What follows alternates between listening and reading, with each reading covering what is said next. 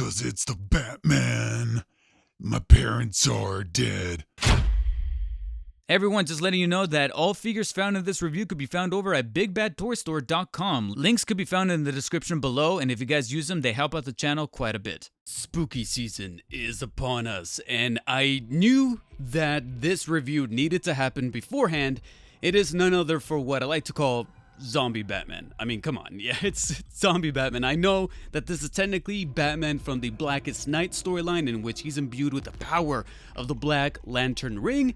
But of course that corrupts him, and this is pretty much what we end up with, a corrupt zombie Batman. Pretty much mixing the two things that I know McFarlane just loves to collaborate with, Batman and pretty much anything kind of macabre and symbiotic and decrepit like zombies. You know, just look at Spawn, for example. You pretty much know what I'm talking about. And that's pretty much what we got going on right here with the Blackest Night Batman, who is part of a Build-A-Figure wave that constructs Atrocitus, the Red Lantern, pretty much galactic hater. That's essentially what he is. Now, just a word of disclaimer, I did not collect the entire wave, so it's only going to be Batman for now. I understand that he's making the rounds as far as sales are concerned, but for now, I really want to focus on this Batman, which really impressed me with a lot of the pictures and publicity shots that were released prior to its initial street date.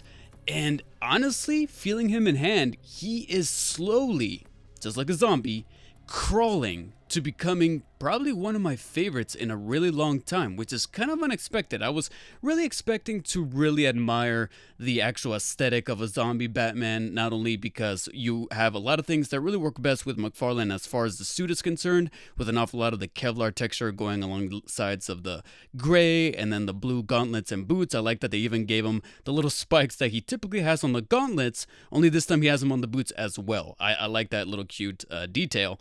But then, of course, McFarlane going crazy with the zombie aesthetics. Not only do we have the zombie face, which I cannot stop gushing about. I mean, I was actually a little worried when I saw the first initial photos because it kind of looked like everything was just painted on and was nothing more than just a glorified decal.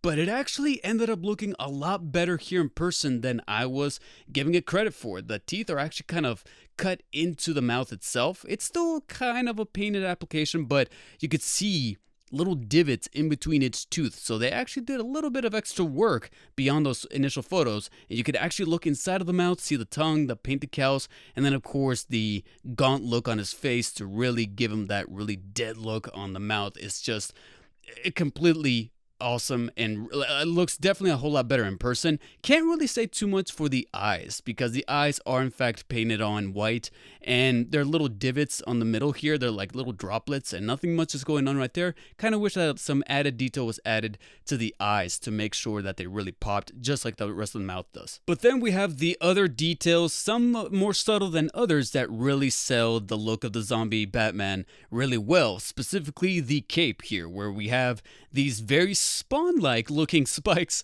kind of protruding from his shoulders, but then of course you have a really cool and creased up and really excellently molded cape going alongside of the back here that just kind of tears away as it navigates here towards the bottom. But you have some really great sculpting in the middle portion here in between his shoulders, and if you look inside you'll notice that you even have some nasty looking pustules kind of perforating the cape itself, almost like a fungus is growing. So it's really appropriated character, and the color scheme works really nice within the very dark shade of blue, kind of clashing with the gray amongst the Kevlar design, and the bat symbol here in the middle, kind of embezzled here with the actual Black Lantern emblem there in the middle. So I really like the workings of the symbol itself. It's actually one of my favorite symbols in a really long time. Kind of reminds me a little bit of the Batfleck one, so to speak. So if you want to be, kind of generating your own custom suit, you can maybe use the torso here and maybe work some paint into the symbol to kind of etch it out or do something away with it. So just a little bit of a hint.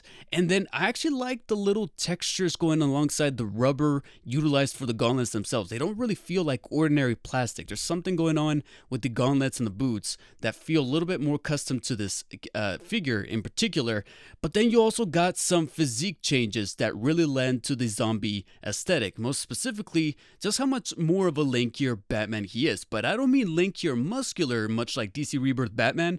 I'm talking lanky as in this guy is just one straight stick for him being Batman. You know what I'm saying? Like if he really was a Batman that was not zombified by the Black Lantern ring, he is doing a poor job at it, because you could obviously see an awful lot of just straightforwardness going alongside the thighs and the torso piece that may make him look just a little awkward when putting him in a very neutral pose like this. But once you get the legs and the arms bent in a specific position to make him look like he's lunging and crawling and just walking dead, haha, see what I did there? Think he's definitely gonna have much more of a zombie-like presence that really works. What personally doesn't work for me this time around is what a lot of people like to refer to as the diaper, which is pretty much this little rubber piece, this rubber cod piece that McFarlane likes to utilize for a lot of their figures, and for the most part, it kind of just blends and flushes with the rest of the figure that I personally never really took notice. This time, I feel like I did, and it's because of the lankier nature behind this specific Batman that I think gave me that impression that this time I think it is just coming off as just a little too big, as I kind of see from the sides here, aside from this little arch, this angular arch that he's got going on here, that's just part of the design of the character that I'm not a huge fan of, but that just stems directly from the comic panels. The diaper itself this time I feel does look like a diaper. I don't know what it is. I can't put my finger on it, but this time it does kind of make itself a little bit more known than it's done in other Batman figures prior. So I don't know. Can't really describe too well, but I think it's maybe because of this arch calling attention to it, or the fact that he's got these really big bags right here, these little cargo bags on the side where his utility belt will usually reside, and because of that, it's just calling a little bit more attention to it from me personally. But much with like the lankier nature that I was mentioning before, kind of blending with itself once you get him in some poses, so does the diaper. I noticed that once you actually extend or move around the legs, then you'll notice it to kind of just work with the figure and not make itself so privy to the eye, which then calls upon the articulation, which, to be honest, despite the actual impressionist look of the figure looking really cool to be zombie Batman, articulation is nothing really to write home about, but it's really the points themselves that feel really good in hand.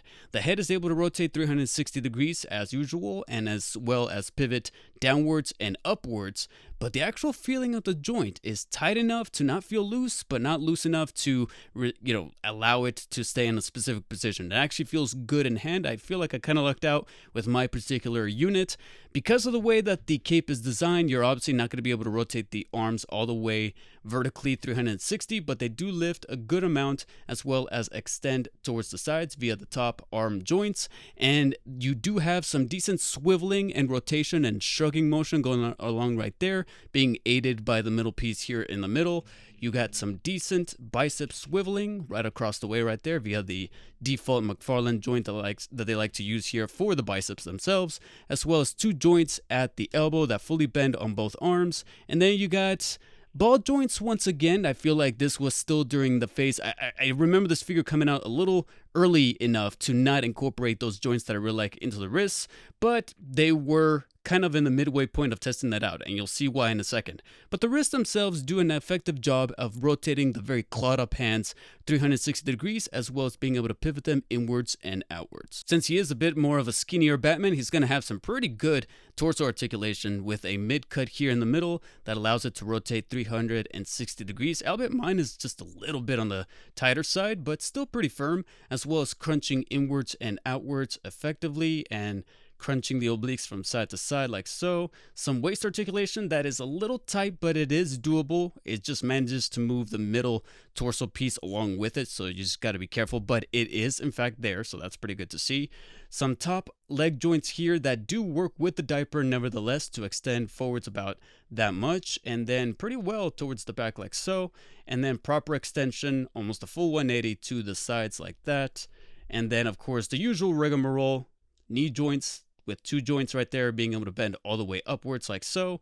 And then we get to the ankles, where we did get the induction of those ankle joints that I really like, that cut halfway through, allowing it to pivot downwards and upwards, but also fluidly rotate all the way around without, kind of jostling the ball joints all the way across. So it's almost like they were testing things out, so they didn't really fully put those joints in both the wrists and the ankles. They probably just compromised and said, let's just do it with the ankles and see how things go. And for a shambling zombie Batman like this, it was a pretty good move and decision to actually put those on the ankles as opposed to the wrists, because I feel like that's where it's going to be taking most of its advantage in posability. And toe articulation can also be found here. They're actually rather smooth, so you'll be able to make him a shambling zombie with them. And that pretty much ends up being true, because as you can see, when you put him in the right pose, oh man, he looks so awesome. He really, really does. I personally could nitpick and say he would have looked a little more awesome with some sort of zombified, really cool accessory, because we know McFarlane. We know that he likes to kind of mess around with his figures that have to do with both Batman and anything that really goes metal, whether it be zombified or horrified, like the Batman Who Laughs and then the Dark Knight's death metal line and all those things. I mean, he gave Batman, the metal Batman, a red demon-looking guitar. I feel like maybe some kind of demonized or Black Lantern corrupted Batarang would have been a bit, just a little added bonus, besides the pieces that he comes with being part of a Build-A-Figure wave. Nevertheless, that's only my own personal quirks, and standing alone, no pun intended, he shambles his way into quickly becoming one of my favorite McFarlane Batmans that I've encountered in some time, due to the fact that the articulation, the aesthetic, and the paint decals all cater to giving this figure almost a bit of a personality, which is ironic because this is meant to be a dead, zombified Batman, and because of that, he is kind of singling himself out as one of my favorites, and thus I give Zombie Batman, aka Blackest Night Batman, an 8 out of 10. And if you're feeling the Halloween spirit to get yourself your own Zombie Batman, then use the link in the description that takes you over to Big Bat Toy Store. Helps out the channel quite a bit, but also in the process you get your own Zombie Batman. I highly recommend them. Otherwise, guys, comment below, what's your favorite horror-themed figure? Doesn't necessarily have to be Batman or Spider-Man. It could be any, just what's the staple figure in your collection that really screams Halloween or horror or spooky month? Let me know in the comments, and as always, guys, stay humble.